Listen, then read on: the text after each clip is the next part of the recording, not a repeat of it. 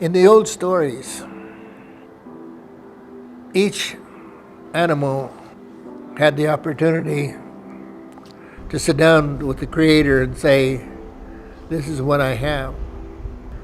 This is my power. This is what I can give. Eagle was one of those that said, I'm the biggest. I'm the strongest. I can fly the highest. My strength is what I can provide to help these people. For that, I can give a part of myself. And in honor of that, here's something the people can use. And a feather was laid down.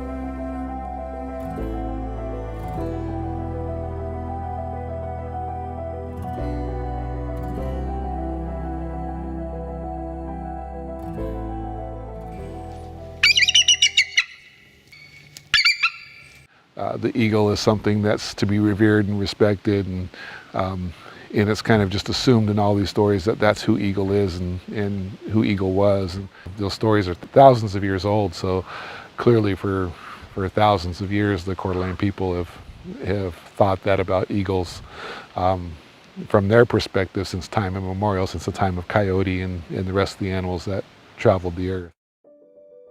We have the Migratory Bird Act. We have the Bald Eagle Protection Act, and those really prohibited a lot of our use of eagles in whole or in part, any kind of pieces, anything. And with the Native American Religious Freedom Act, it kind of cleared up a path for us to be able to continue our cultural practices without so much interference. The United States government recognized the significance of the eagle to Indian people. They were a protected bird by the United States. They allowed special privileges to the Indian nations to own eagle feathers. And we had to go to a repository. And that's supposed to take care of 570 some tribes. And it's a very slow process. And I've been through the permitting process twice. And it's taken over 4 years each time that I went. We wanted to set up our own program and become our own repository. So any birds or any parts that were available to the tribe would be available to Coeur d'Alene tribal members first. So back in 2016, we were awarded the federal Native American Eagle Aviary permit, which the U.S. Fish and Wildlife Service offers to tribes. It allows them to keep and house eagles for cultural purposes. We can retain the feathers that they molt each year and hand those out to tribal members for them to use for religious ceremonies or in their regalia. I've been really proud of the work of the Coeur d'Alene tribe on their tribal eagle aviary. It's the first in the Northwest, in our region, and it really blazed a path, I believe, for other tribes to follow. To be able to give tribal members access directly to eagle feathers is obviously an immense benefit to having this aviary here.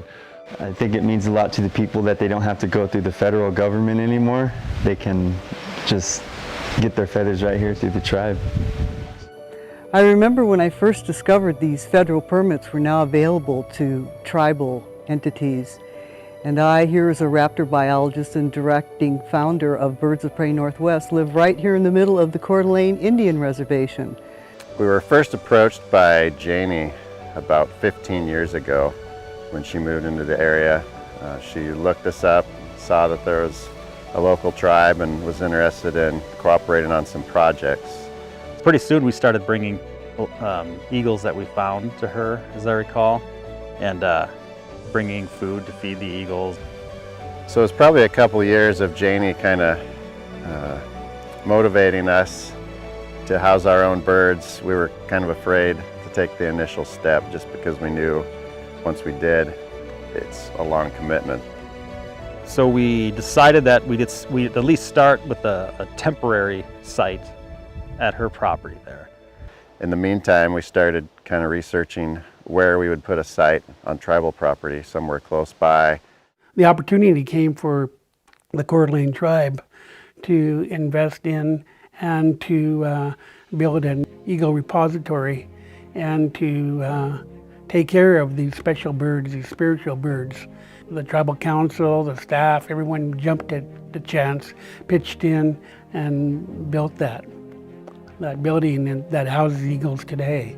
We found a site at a mitigation property down by Sanders that already had an existing building that was in rough shape, but it could be refurbished. We thought we could use that for the meat processing room and potentially the classroom.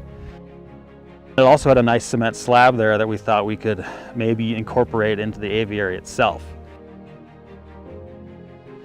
I like the site. I think it's secluded enough, but also accessible enough for tribal membership as well as kids to come visit and view the eagles. It's come full circle for me. Where I was born and raised is where this aviary now sits. The lands that I walked as a child, the creek that I fished and swam in as a child, is right next to it. A facility that preserves and protects the animals that were here before people were. We're in our traditional homeland here, and the birds are in their traditional homeland, and they seem to be very relaxed here, and they really like the environment, I believe. So this is a great place for the aviary. Nate was really the architect, was behind the design there, and then our crew of technicians. We had a wide variety of experience with some of the guys good on construction that were able to keep almost all of it in-house. We spent probably most of a good year building the structure with refurbishing the old building there. We started that in the winter, had some really cold, wet days while we were working on that. And then by the time spring came around, we were able to start work on the bird enclosure itself and finished up in the fall of that year. Well, I remember the hardest part of the construction was probably setting the posts, as I recall, because the posts on the high end were 18-foot 6x6s, and we don't have any sort of equipment to stand those up in the holes. So we just had to do that with just a bunch of guys pushing the posts up, and that got a little scary sometimes. We did it, we got it all done and no one got hurt, but it was definitely quite a process. And of course, all the work up on the roof is not for everyone. Luckily, we had a couple guys that were willing to crawl around up there, spend the whole day on the roof. We wanted this to be a structure that everyone could be proud of as well, and people would enjoy coming to and kind of seeing the eagles in a little bit more of a natural environment. There was going to be some posts in the interior of the aviary anyway, just 6x6 posts. So we decided we could make those look like trees. So we had some existing snags already that have been cut. So we just hollowed those out and put them over the 6x6s to make it look like snags. We put a pond in with the bald eagles, and then some more rock structures in with the golden eagles because they're native to more canyon type country. So we had a waterfall going from the golden eagle side into the bald eagle side, and that provided some nice sound too with the waterfalls. Oh yeah, all the heavy lifting was left up to me for some reason. I don't know why. Yeah, all these big old trees and rocks and everything like that. I moved all those in here. So once we got all the posts up, and especially once we got the walls with the slats up and everything, everyone all of a sudden realized that, hey, this is actually a pretty cool building, and this is more than just a cage for the eagles. This is actually kind of a facility that I think people will be proud to come to. And so I think what ended up happening is you just had this cascading effect of yeah, that's cool, it's a good idea. And as it got more and more meat on the bones and you got to be able to actually be in the presence of those eagles, it just really came together. And the building itself, I think it came out really well. I mean, better than I would have ever thought. Initially, you kind of feel bad for them because they are birds that are injured. And you feel like they don't belong in a cage, but it does prolong their life, and we do benefit from the birds. Well, I think it's beautiful, definitely, that we have the Eagle program. And it's kind of great to see that the eagle feather is, coming back into our tribe. When you understand that the eagles are not going to fly again, they're not going to be able to be returned to the wild, I think that becomes the natural thing for the tribes, in this case the Coeur d'Alene tribe, to be the caretaker. So the two different species need different foods. Bald eagles, we actually get a lot of our fish from the lake program that we have going on with fisheries. We're gill netting for northern pike. For the golden eagles, they are more of an inland bird that does a lot more hunting, so we have to feed that red meat only. And we get a lot of that from roadkill that's going on. Wildlife program picks that up, or other animals that have been donated to us. We need several hundred pounds of red meat and fish every year for the eagles we have right now. Yeah, they'll go through, as far as the red meat, a deer lasts about a week.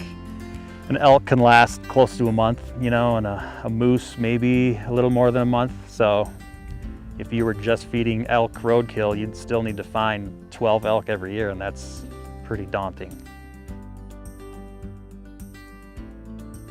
Well, maybe our most impressive eagle for most people that visit is Muckteen. That's our adult female bald eagle. And her name means snow on the mountain, I guess referring to her white head. I was contacted by a friend close to my home. They found her out in a field when they were farming, so they called me. It was found that she had a pellet in her wing and won't ever be able to fly fully again.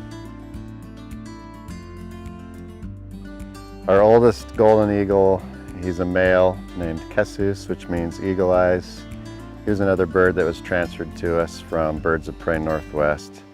And he was called Grandpa at Birds of Prey Northwest because he is quite old. I think they estimated him at being over 20 years old. But he's a very calm bird. Another person transferred the bird to me where it was found paralyzed. And I gave it physical therapy, steroids, and lots of hope, and many months later the bird was able to walk. So our youngest male golden eagle is named Quamp Quamp, which means beautiful.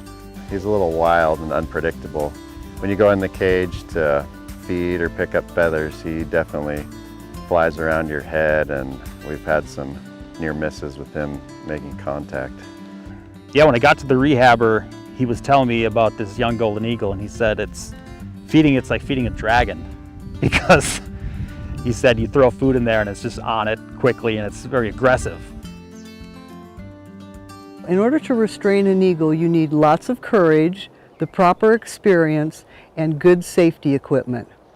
I'd never really worked with birds much before this, so I wasn't exactly eager to be the one to go in and catch the eagles, because I've seen Birds of Prey Northwest staff do it and they make it look relatively easy, but I've handled enough wildlife to know that it is not easy. It's pretty intense. Yeah, heart's pounding. So you just gotta keep your eyes open and duck. Duck if needed. So we partnered with Janie because she was the one with all the expertise. None of us in the wildlife program really had much experience with birds, especially caring for captive birds. Well, as the eagle expert for the Coeur d'Alene tribe, I'm responsible for the well-being of their eagles, for their health, their weight, their talons, and their beaks. These things tend to overgrow in captivity, and twice a year we must grab up the eagles and give them pedicures and trim their beaks, which tend to overgrow in captivity naturally. I have always been interested in birds since I was a child. I love them, fascinated with them. So once I heard about this, I was just on top of it. Now I get to do it full time and hopefully help expand this and be here from the start of it, which is great. The body parts of the eagle often were used in different ceremonies and in different ways to kind of emulate the eagles and their importance, certainly elevated to a level that's beyond just what other animals are and have been. An eagle is revered. It's revered throughout Indian country. Indeed, if you go to any powwow, any gathering of Indian nations, you'll see an eagle staff. It's almost like our national standard now. In Indian country, I'd say that the eagle staff is the flag for the nations. We try to use all the pieces that we can, every single part of the bird that we can, all the way from the claws to, the bones. To identify the individual, to identify his prowess, to identify his deeds, they would honor him by giving him a feather. It was an honor because this is one that flew as high and as close to the Creator as anyone else. In the old days, you were, you earned your feathers, and in modern times, we still kind of do earn our feathers for different reasons, and it can be because of birth or marriage or graduations. But people are pretty positive and excited that they have access and can come in and get a single feather. I saw a lot more feathers this year at graduation than in previous years. It's a powerful tool for the kids, you know what I mean? Once they learn the significance of earning eagle feathers and how to maintain them, and then how you gotta conduct yourself after that, Feathers are usually handed down in families too, because of the great care that's taken with how they're stored and used. They can last for generations. There's a individual that said, I'm going to give you this, and this is why. And it's your responsibility to preserve and protect and take care of this. Take care of it in a way that doesn't harm the environment, doesn't harm the spirit of the animal, and doesn't harm the spirit of the people. There's 12 feathers in the tail, and that's usually what they make a fan from. This one here is a dance fan. This is one that I carry when I dance at the powwows. Well, usually your headdress and your fans are made out of eagles. And then my bustle that I wear in the back is made out of eagle. But I personally like the white feathers. I have a white fan that goes with it, and I like the white ones. Powwow is another form of prayer when we gather. It's an intertribal thing. It's not just confined to one tribe, but we're all gathered for a very good purpose, and to be able to join together in song and dance and prayer. And that's what powwow is for us too, is prayer. And these feathers help us in that. We only bring them out on special occasions, and for a ceremony like today's a special ceremony for our water to help bless our water, protect our water.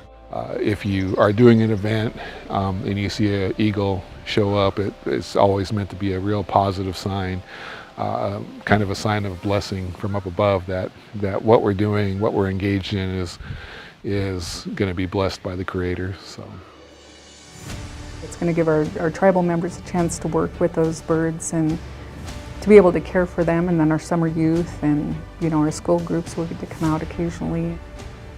We're able to bring our children, to bring our elders to visit it, and they're overwhelmed. They know the significance of the eagle. They know the spirituality of the eagle. They know the majesty of the eagle, and it's our national standard. And we're just fortunate to have that facility as we have it today. Obviously, I think there's an opportunity to connect our people to much closer to those animals. Favorite part now is really just being up in there when you're not working and just kind of hanging out with them. It's quiet out, and it's really kind of a spiritual moment, being with them and that close to them. Take a little bit of time, go down and see the birds. Go down and sit and talk with them. They have a voice, they have a message, and they can share just like they did in those old times.